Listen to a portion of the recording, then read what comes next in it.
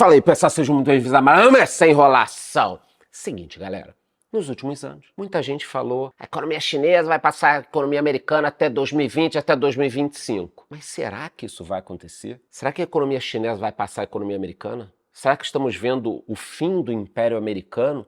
Ou a economia chinesa está começando a desacelerar e outro país pode tomar o lugar da China? Inclusive, eu investi nesse outro país e já ganhei mais de 50%. Vou mostrar tudo para vocês aqui bonitinho. Portanto, o vídeo de hoje é imperdível e tem que ficar até o final. Quem não ficar até o final é louco. Mas antes de eu começar, você já sabe. Se inscreva aqui no YouTube batendo no sininho e me diga nos comentários a sua opinião. Saia de cima do muro, meu amigo, mas fala logo. Não espera eu começar a falar para você dar a sua opinião também, não. Me diga aí, você acha que a China está em declínio? Estamos vendo a queda da economia chinesa e não o seu ápice? Me diga aí nos comentários sem enrolação, começando pelo fechamento da semana, depois eu falo da China. O fechamento foi bom no mercado em geral, apesar de que aqui no Brasil as coisas estão confusas. Então o Ibovespa recuou e o dólar subiu. Questões internas do Brasil e também parte da China. Ibovespa caiu, mas não perdeu os 130 mil pontos, graças a Deus,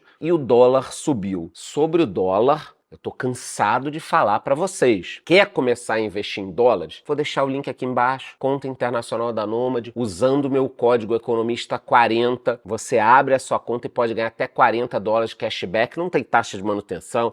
Pode começar a investir com dólar. Cara, pelo amor de Deus, o dólar tá subindo, subindo, subindo e você não começa a investir no exterior. Tá de sacanagem, né? Mas seguindo, além do Ibovespa e do dólar, vamos falar de cripto também. Aconteceu um fenômeno interessante. O Bitcoin ultrapassou os 390 mil reais e bateu o maior preço histórico em reais. Então, quem investiu em cripto direitinho, dificilmente está no prejuízo. Ah, Charlan, mas aqui eu investi tudo em altcoins. Aí, meu irmão, tem que tomar no furico mesmo. O que eu falo para vocês o tempo inteiro aqui? Cripto é Bitcoin e parte Ethereum. O resto, cara, você vai investindo ali de forma residual. Bitcoin, recorde em reais, ou seja, você precisa ter feito alguma merda muito grande para estar no prejuízo em cripto, tá? Então, foi uma boa semana, quase 70 mil dólares, acredito que possa chegar nos próximos meses, e as altcoins também subiram um pouquinho. Ouro continua muito bem, renovou recorde essa semana, impressionante o desempenho do ouro, não para, é uma máquina subindo mais de 4% nos últimos 30 dias e 12% dos últimos 6 meses, tá? Destaques da semana em relação a petróleo e guerras, que eu tenho tirado da ala comum e falado de forma separada. A gente tem a Coreia do Norte, que explodiu estradas perto da fronteira com a Coreia do Sul. Também temos boatos, imagens. Estão falando por aí que a Coreia do Norte está mandando homens para a Ucrânia para ajudar a Rússia. Difícil saber, mas eu vi várias imagens. Também temos como destaque o ataque de Israel que matou o chefe do Hamas, mais um cara aí que arquitetou os atentados de 7 de outubro, que foi pro inferno. O petróleo fechou em queda, perdeu cerca de 8% na semana, por uma certa tranquilidade do Oriente Médio. Mataram o chefe do Hamas, guerra no Líbano, tranquilidade no Oriente Médio. Imagina quando não tivermos a tranquilidade, né? No exterior, vamos correr aqui para não passar dos 3 minutos de vídeo. A dívida global deve superar os 100 trilhões esse ano. É muita coisa, os países estão endividados e o próprio FMI já lembrou que dívida alta reduz capacidade de reação à crise. Então, quando os países estão endividados, dá um problema, você não consegue fazer nada. Tipo, uma quebra de safra no Brasil, Deus me livre. O governo não tem dinheiro para botar, porque está se endividando demais. Isso tem acontecido no mundo inteiro. Só quem é comunista, comunistim, né? Tem que ser meio tim e comunista, vai concordar com o governo gastando dinheiro à toa. O resto já entende. Os governos não podem ficar se endividando à toa, porque aí na hora que precisa, não tem dinheiro. Olha, não precisa ser nem economista para entender o que eu tô falando. Na Venezuela aconteceu um negócio interessante também. O procurador-geral acusou o Lula de ser um agente da CIA. O Lula, então, tá aí, é um agente da CIA, segundo algumas pessoas na Venezuela. E eu fico pensando, cara, se o Lula é um agente da CIA, a CIA tá muito fodida, né? E como é que a a Venezuela acusa o Lula de ser contra eles se o PT reconheceu que o Maduro é o presidente da Venezuela. Não faz muito sentido. Que é a minha opinião, os caras falam isso pra tumultuar o jogo, entendeu? Que aí tem gente que fala da CIA, fala de não sei o quê, e o Maduro continua lá presidente numa boa. Já em Cuba temos notícias péssimas, menos de $5 por mês é o que ganham 40% dos aposentados cubanos, então a turma lá que se aposenta ganha muito pouco dinheiro, e também tivemos alguns apagões que fecharam escolas, colégios, a situação em Cuba tá bem difícil, e não é por causa do embargo americano, porque China, Rússia, Venezuela, Espanha, Irã, vários países têm comércio com Cuba. O problema de Cuba é o seguinte, eles não produzem nada. Se você não produz nada, você vai trocar o quê? Ah, e como é que era no passado? Te conto. Lá atrás, quando os caras deram o golpe, Cuba ainda produzia alguma coisa de açúcar, por exemplo. Mandava açúcar para a União Soviética mandava petróleo. Depois, ali nos anos 90, quando a União Soviética caiu, um pouco antes até a União Soviética caiu, começou a parar de bancar Cuba. Mas quando a União Soviética parou de bancar Cuba, quem começou a bancar? Venezuela, Brasil. Quem construiu o porto lá em Cuba? Foi o Brasil. Então como é que você vai me falar que não pode ter comércio nem nada com Cuba que os Estados Unidos reclama? Porra, a gente fez um porto lá, só que os caras não pagaram o porto. E deveriam pagar. Vão pagar com o quê? Com charuto. Ótimo, porra. Manda aqui pra casa os charutos. Então a situação em Cuba é muito delicada e não tem nada a ver com o embargo americano. É questão de que a ditadura tá ruindo por quê? Um motivo. Se você não produz nada, você não tem o que trocar. Que é um pouco o problema da Coreia do Norte. Só que eles produzem armamentos, estão trocando por comida com a Rússia. Vocês estão entendendo a dinâmica do mundo? E a importância de assistir aos vídeos de domingo, onde eu pesquiso tudo isso e trago para vocês? Na Argentina a situação também não tá boa, não. Eles viram a maior queda de consumo em pelo menos 10 anos. Tá difícil lá para ele dar um reboot na economia. E estão tentando lá com o Banco Central trabalhar para permitir cartões de débito em dólar. Na Europa eu trouxe basicamente uma grande notícia, que é a inflação desacelerou e eles estão reduzindo os juros. Já nos Estados Unidos, a economia mais importante do mundo ainda, a produção industrial caiu, o que é uma boa notícia porque caiu pouco. Ela caiu e caiu pouco. Por que é uma boa notícia? Porque os americanos vão poder reduzir o juro logo. Precisam reduzir o juro. Eles reduzindo e a Europa reduzindo, o mundo inteiro pode reduzir. Menos o Brasil, que a gente tá fazendo a cagada. Mas é muito bom que as taxas caiam no mundo, tá? Ainda mais com tanto endividamento dos países. Então tivemos essa notícia, alguns resultados também. O Morgan Stanley teve lucro de 3 bi no terceiro trimestre, uma alta. E o Goldman Sachs também teve uma alta, tá? Alta que surpreendeu o mercado no caso da Netflix. O lucro da Netflix cresceu 41%, foi uma alta muito forte, atingindo 2,36 bilhões. As ações na sexta subiram 11%, olha que bizarro. E saiu também uma notícia interessante, né? Quem colocou $1.000 lá atrás, quando a Netflix abriu o capital em 2002, que na cotação atual seria quase R$4.000, hoje teria o valor bizarro de $655 mil. Então, se você tivesse posto $1.000 ou R$4.000 a valores de hoje, você teria aí quase $700 mil. Se tivesse posto 1.000 e pouquinho. Então, $1.000, $650 mil. Olha o poder de quem investe no longo prazo. Tudo bem, talvez você tivesse tirado e tal, mas muita gente tem dinheiro hoje e não investe no exterior. Eu invisto. Aliás, as minhas ações da Netflix estão bombando. Vou até vender um pedacinho para investir em outras coisas que eu acho que vão subir quando o juro americano cair, como os REITs, por exemplo, os fundos imobiliários americanos, tá? Mas, em geral, a bolsa lá fora vai muito bem. Obrigado. Charlão, não sei investir no exterior, quero começar. Você pode abrir a conta na Nômade, que eu já falei, e você pode e deve também entrar na minha comunidade. Lá eu ensino você a investir no exterior. Então, quer comprar fundo imobiliário americano, quer investir na Netflix, quer investir em ETFs dos países, entra lá na minha comunidade, tá? Agora, em relação às eleições nos Estados Unidos, eu separei por quê? Porque isso aqui tá pegando muito. Então a gestão Biden permitiu uma entrada maciça de imigrantes ilegais. Olhando o gráfico, vocês podem ver como o número foi absurdo. Então, no último ano do Trump, 200 mil imigrantes ilegais entraram. Nos últimos 2 anos do Biden, 2,5 milhões quase entraram. 10 vezes mais. Vocês acham que isso aqui não piora a violência, não dificulta a questão do emprego em alguns estados? A imigração é importante, mas a imigração que quer trabalhar, que quer estudar, que tá afim, não os caras das gangues do Haiti, da Venezuela. Não é que o americano é xenófobo e tal, é que eles estão vendo quem tá entrando.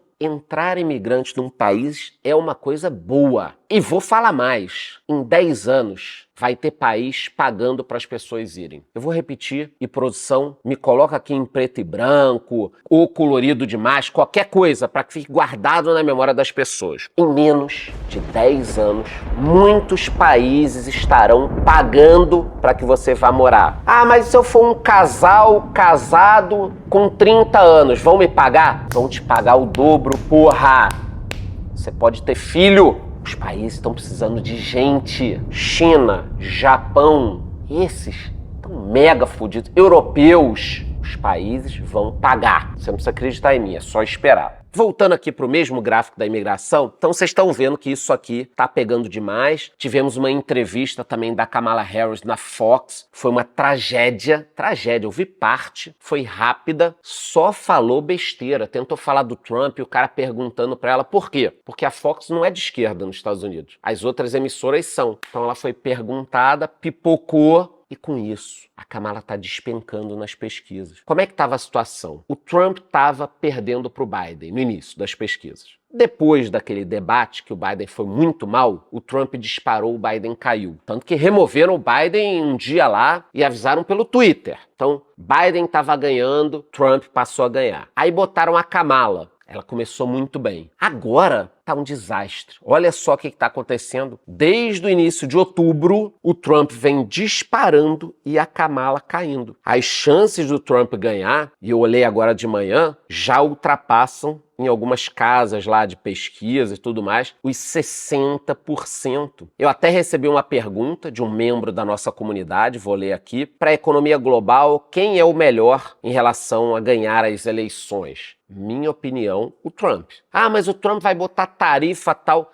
Mas se a economia americana começar a crescer e puxar tudo, tá ótimo. E a Kamala, vocês têm que assistir uma entrevista com ela, aí vocês vão entender o que eu tô falando. Então, assista a Kamala falando e aí você vai entender quem é melhor. O macaco Tião, qualquer coisa é melhor que a Kamala, tá? Os democratas erraram demais em tentar colocar ela achando que ia ser uma farra. Se ela ganhar, vai ser uma merda pro mundo. É minha opinião nesse aspecto. Vindo aqui pro Brasil, já estamos quase nos 3 minutos. Prejuízos com apagão em São Paulo podem superar 1 bilhão, calculam entidades, um absurdo. Tudo bem que teve uma chuva forte e tal, mas 3, 4, 5, 6 dias, uma semana para voltar à luz. Imagina quem tem um comércio, um bar, um restaurante, fudeu, o cara perdeu tudo, fora as pessoas perdendo tudo nas residências. Então vai dar problema isso aqui, 1 bi de prejuízo é muita coisa, tá? Servidores do IBGE fizeram uma nova paralisação por causa do POCMA, lá no IBGE, isso aqui é gravíssimo. A dívida pública está crescendo demais, 12 pontos até o fim desse governo do Lula, o que também é extremamente preocupante, tanto que o governo está estudando limitar os super salários. Aqui, para mim, é revoltante. Revoltante ao ponto de eu pegar e jogar meu computador contra a parede. Eu só não faço isso que eu teria que pagar. Não seria o governo pagando. Mas olha só, o governo... Coloca de novo na tela, produção. O governo, olha só, ele está estudando limitar os super salários.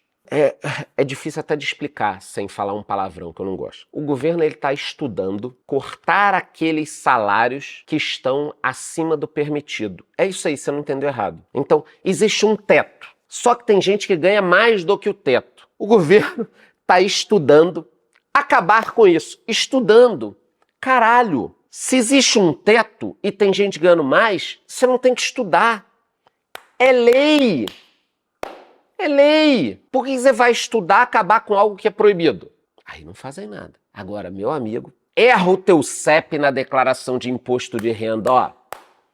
Vem o Kid Bengala à noite te pegar. Então, essa notícia, para mim, ela é emblemática de como o governo se comporta. Para algumas coisas, 24 horas ele te come. Para outras coisas, não, vamos estudar se acaba ou não com super salários. Aí tá de sacanagem, né? Também me chamou a atenção o trabalho depois de 60, que muitos brasileiros estão trabalhando mais tarde. Isso tem a ver com o envelhecimento da população e com essa turma jovem que não quer trabalhar. É melhor você ficar com uma pessoa de 99 anos de idade, às vezes, do que um jovem de 20, que não tá querendo fazer porra nenhuma, quer ficar no home office assistindo Netflix. Aí é melhor pegar alguém com 85 anos de idade, colocar sentado no computador, pelo menos essa pessoa vai trabalhar. O jovenzinho no Xvideos ou na Netflix, nem no Xvideos tá, essa galera nem transar quer só ficar vendo série e tal, encher o saco dos outros. Então a turma velha tá trabalhando. E agora vamos finalmente falar sobre a China e a hegemonia americana, quem vencerá essa guerra. Nos últimos 20 anos o discurso foi: os Estados Unidos estão perdendo a hegemonia e a China vai se tornar uma superpotência, isso que todo mundo vem falando. Olha só, porque a economia chinesa deve passar a dos Estados Unidos em 2028, 5 anos antes do previsto, e isso falavam em 2021. Então vamos lá, nos últimos anos, todo mundo vem falando a mesma coisa. China vai destronar a economia americana. E eu nunca duvidei disso. Você não pode duvidar de nada. No mundo tudo pode acontecer. Até porque todos os grandes impérios uma hora vão cair. Todos vão cair. O Império Romano não caiu? O Império Britânico, que durou um tempo absurdo, ainda dura até hoje em parte do mundo. Eles têm uma presença em vários lugares. Mas o Império Britânico também caiu. Por que não uma queda da hegemonia americana, o Império Americano caindo? Isso pode acontecer. Então, ponto 1. A China vai destronar a economia americana? Calma, porra. Mas uma coisa a gente pode já perceber. O Império Romano caiu, o Império Britânico caiu, vários outros impérios caíram, o Império Americano vai cair. Ponto. Isso é fato. Mas agora você já pode decretar o fim do Império Americano? Eu vivenciei na década de 80 o fim do Império Americano. Ué, Charlão, mas ele continua lá? É, mas eu vivenciei. O que todo mundo pensava? Que a economia japonesa passaria a economia americana. Então o Japão ameaçava a hegemonia americana, estava ali crescendo, vocês podem ver, e aí de repente o Japão estagnou. Por quê? Porque eles tiveram uma bolha financeira muito grande nos anos 80, que estourou ali nos anos 90, e ela foi tão destrutiva, que foi uma bolha financeira e imobiliária, que até hoje o Japão não se recuperou de verdade. As bolhas imobiliárias são violentíssimas. O preço dos imóveis no Japão foi um negócio absurdo. Quando a gente coloca o gráfico da bolha financeira imobiliária, você vê a queda ali. Só no passado que a bolsa japonesa se recuperou da queda dos anos 80, 90. Olha que loucura! Mais de 30 anos de problemas. Será que isso vai acontecer com a China? Não dá para falar, não dá para garantir nada. Então essa questão de China versus Estados Unidos, ela tá na mesa, a gente vai ver cada vez mais, lembrando que o mundo é um grande avião com uma turbina sendo os Estados Unidos e a outra China. Eles carregam a economia mundial. Em vários quesitos, os Estados Unidos ainda está muito na frente da China. O maior quesito, eu acho, de gasto e tal, pode ser o militar. E nesse aspecto, muita gente pensa, porra, é óbvio que é muito melhor para os Estados Unidos gastar mais na indústria militar do que a China. Também acho, só que tem um negócio. Se os Estados Unidos estão gastando na indústria militar, a China tem mais dinheiro para investir em outras áreas. Logística, comprar partes do mundo, vir aqui no Brasil comprar uma porrada de coisa que a gente nem sabe. Já parou para pensar nisso? Óbvio que eles estão aumentando o gasto militar, mas os americanos estão muito na frente, mas muito assim, muito, tá? Não é muito pouco, é muito na frente dos chineses. Só que isso também às vezes é meio que pensado. Não vou gastar tanto militarmente, porque eu vou gastar com outras coisas que são mais importantes. São pensamentos. Os dois têm empresas gigantescas. Estados Unidos tem o Walmart, a Amazon, a Exxon, a Apple e várias outras empresas grandes, a Alphabet, Chevron. Isso eu estou falando de faturamento. A China também tem empresas de petróleo, bancos, empresas de varejo, como a Alibaba. Então, no quesito empresas, apesar de não ser o capitalismo como a gente conhece, a China tem muitas empresas.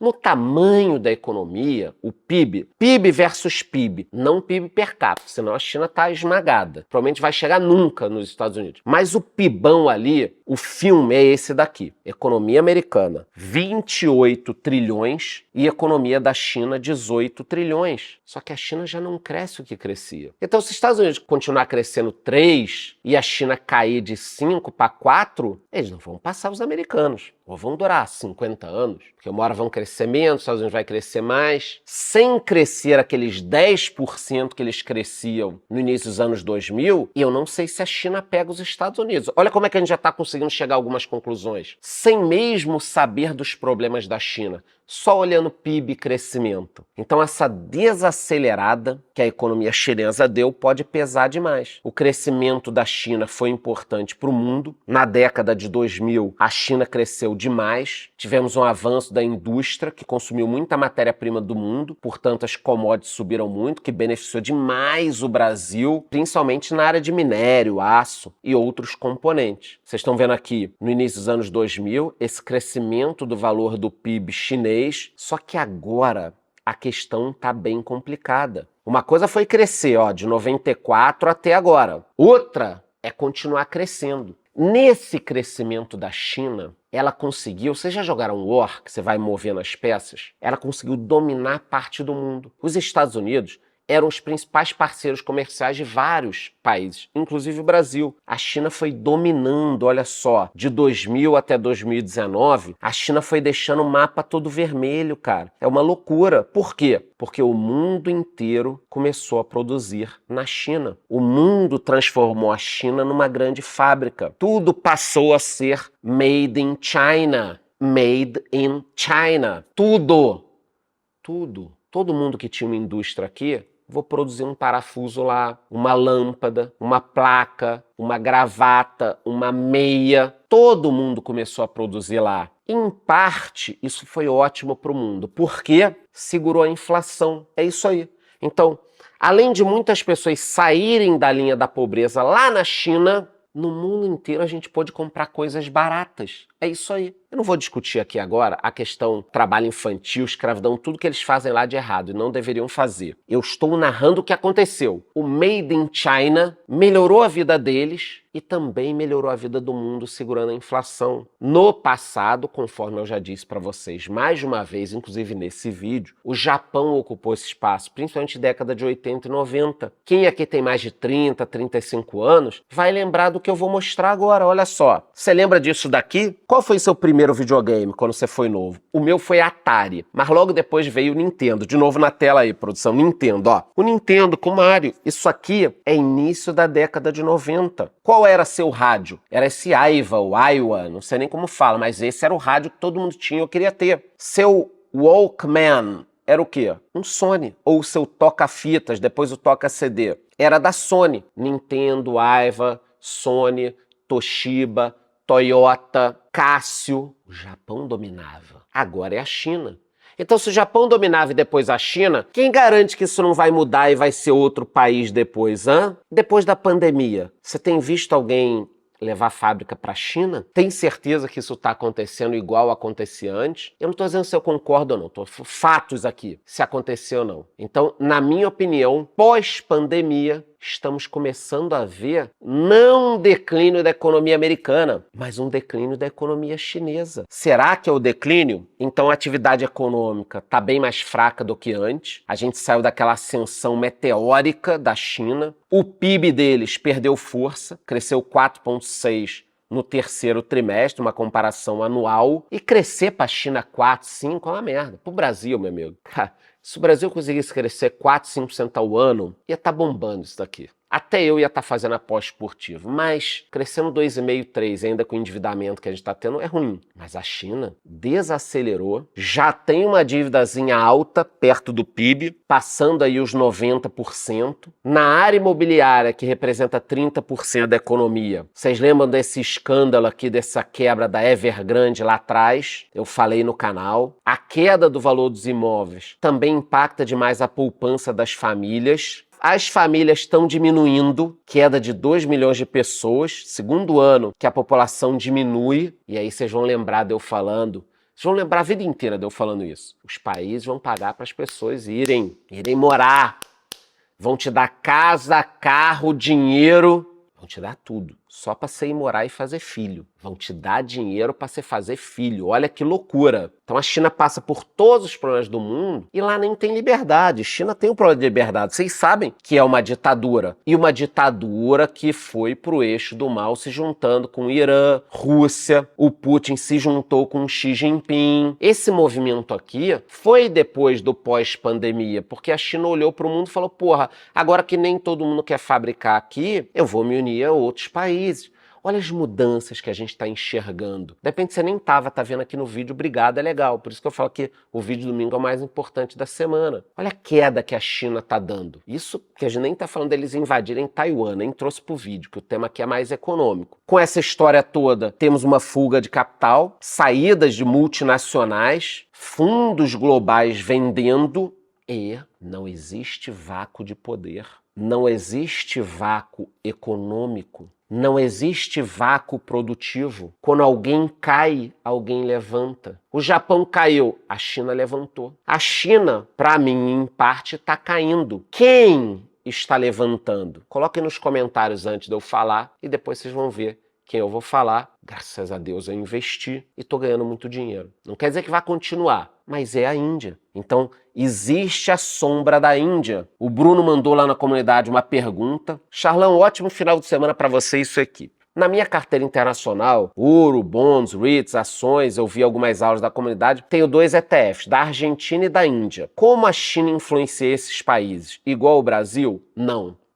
São coisas totalmente independentes. A China não vai ter tanta influência. A influência que ela tem é a seguinte: se a China crescer muito, o mundo cresce. E aí você vai ter influência, mas pode ter até inflação. Mas aquela influência absurdamente direta, nem tanto quanto no caso do Brasil. Minha opinião, ainda mais com a Argentina do Milei, se o Trump for eleito, é capaz da Argentina se aproximar mais ainda dos Estados Unidos. Então a Índia vem desbancando a China, virou a queridinha dos investidores, está avançando como fábrica do mundo, uma alternativa à China. Japão primeiro, China depois, agora as fábricas estão indo para a Índia. Não são fabriquetas de quintal. Apple vai fabricar linha Pro e Max do iPhone na Índia, diz Bloomberg. Então a Apple está levando para a Índia, porque ninguém quer mais depender só da China como era no passado. Outro ponto, a China vai se recuperar? É um tema importante. Até o Rodrigo mandou uma pergunta. Quando a China fala que vai estimular a economia, injetar dinheiro, dá para confiar? Eu não confio. Por que eu não confio? Implicância não. Porra, volta e meia some empresário, que nem o cara da Alibaba, some gerente de banco, some dono de empresa, não tem como confiar no número. Então, acho que eles estão fazendo estímulos, mas você não consegue saber os centavos. Aqui no Brasil, tudo você acaba sabendo. Quase tudo, né? Mas quase tudo você acaba sabendo. Na China não tem como confiar. Mas o governo está fazendo de tudo para salvar o país do colapso. Só essa manchete já preocupa, porque se ele está salvando do colapso é porque existe a possibilidade de um colapso, né? Então eles estão injetando dinheiro diretamente na economia. A China é responsável por 91% dos carros elétricos no Brasil. Estão investindo muito na questão de carros, mas o CEO da GM acha que é um tiro no pé essa questão dos carros elétricos. Então, a China continua vendendo carros elétricos para o mundo, mas esses 30% da economia chinesa que estão em decadência da parte imobiliária, eu não acho que ela vai conseguir impor ao mundo esses valores dos 30% da economia com carro elétrico, até porque está todo mundo botando tarifa. Conclusão, para a gente poder se encaminhar para o final. A China é a segunda maior economia do mundo e vai continuar por muito tempo. Ainda é uma potência industrial, olha os carros elétricos aí, botando no mundo inteiro, mas está passando por diversos problemas. É uma ditadura se aproximando do eixo do mal. Após a pandemia, o mundo está desconfiado e já vive à sombra da Índia. Mais uma pergunta aqui, Charles, devido ao cenário atual da China, com a crise que eles vêm passando, acha uma oportunidade investir em ETF chinês? Acho, tenho, mas eu tenho um ETF da Índia, na realidade 2, que estão indo muito melhor. Vou gravar conteúdo sobre China e Índia, tanto para cá, para o YouTube, quanto para a comunidade. Acho que o potencial da Índia é enorme. Vou também depois visitar esses países e gravar conteúdos, mas a gente tem que ir com calma, porque as pessoas querem correr, fazem cagada com dinheiro e não têm paciência. Então, por exemplo, quando eu investi nos ETFs lá da China e da Índia, logo depois eu lembro que eles estavam no prejuízo. Já vou mostrar como é que eles estão agora, os da Índia. Depois eu gravo um vídeo só sobre ETF Índia, China, mostro também todos da China, mas eles não estavam com um preço bom. E eu fiquei, por quê? Era uma fração do meu dinheiro. Agora, você já, vou botar 1 milhão. Aí começou a cair.